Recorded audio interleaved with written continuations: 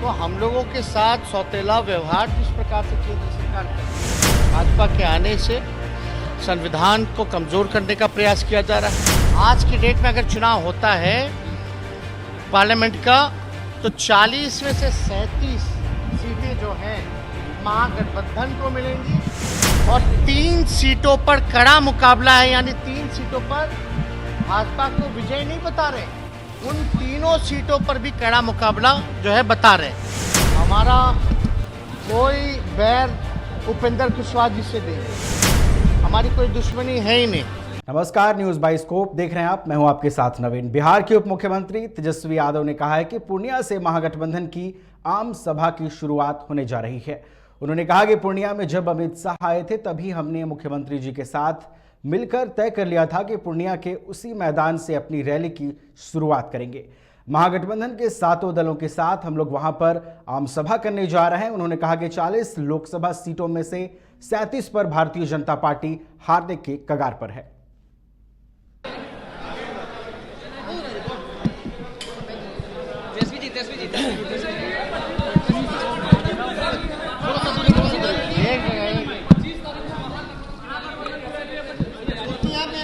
पूर्णिया में पूर्व से ही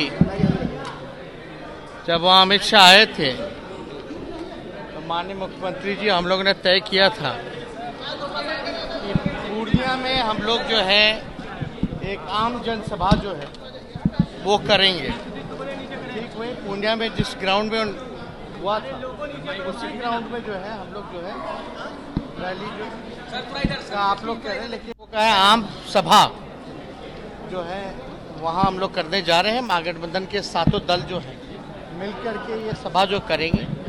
और आप लोग जान रहे हैं कि बिहार के साथ जो बजट आया, बिहार को ठगने का इन लोगों ने काम किया। कुछ नहीं मिला बिहार को, ना विशेष राज्य का दर्जा, ना विशेष पैकेज। क्या बातें हो रही हैं। तो हम लोगों के साथ सौतेला व्यवहार जिस प्रकार से केंद्र सरकार कर रही है और इसको लेकर के वहाँ के जनता के साथ माननीय मुख्यमंत्री जी हम जो है संवाद जो है लोगों से हम लोग करेंगे, अपनी बात को जो है रखेंगे कि किस प्रकार से भाजपा के आने से संविधान को कमज़ोर करने का प्रयास किया जा रहा है, लोकतंत्र को ख़त्म किया जा रहा है, किस प्रकार से समाजवादी विचारधारा पर ये अटैक कर रहे हैं, किस हिसाब से ये रीजनल पार्टीज जो क्षेत्रीय दल हैं उनको ख़त्म करने का प्रयास कर रहे हैं और अपनी जितनी मशीनरी है उसका ये दुरुपयोग कर रहे हैं। तो सारी चीज़ें जो है हम लोग जो है वहाँ जनता के सामने, आम आवाम के सामने अपनी बात को जो है रखेंगे। किस प्रकार से जो गंगा जमुना तहजीब जो है उसको जो है धर्म के नाम पर ये खेल करना चाहते हैं, ये सारे बिंदुओं को जो है हम लोग जो है रखने का काम कर रहे हैं। अच्छा, वारे तो भाई कहीं भी कोई जा ही ना सकता है, कोई रोक टोक है।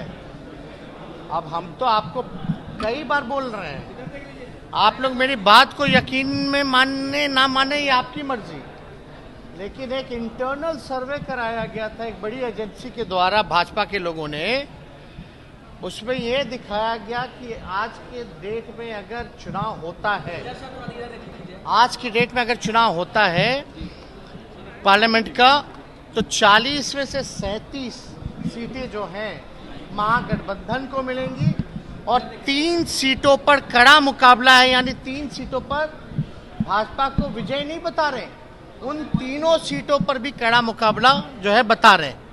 तो भाई डर तो असल में 24 का है ना।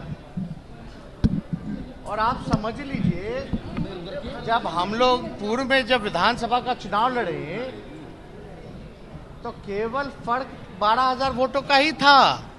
अब तो मुख्यमंत्री जी या जनता दल यूनाइटेड और हम पार्टी हमारे साथ हैं, महागठबंधन में है।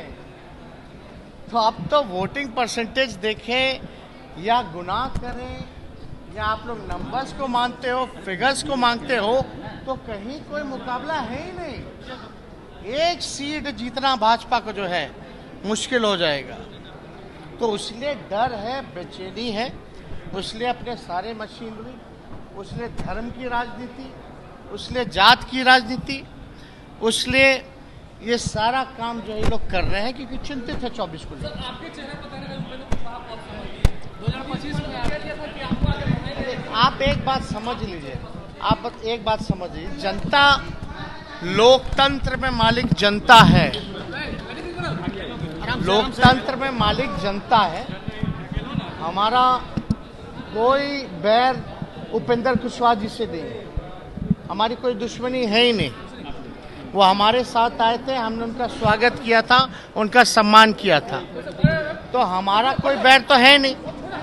अब उनकी क्या राय है, सबकी अपनी राय हो सकती है, वो अपने राय को बोलते रहे, लेकिन हमें इस चीज़ से फर्क नहीं पड़ता क्योंकि हमें पता है कि जनता जो है हमारे साथ है।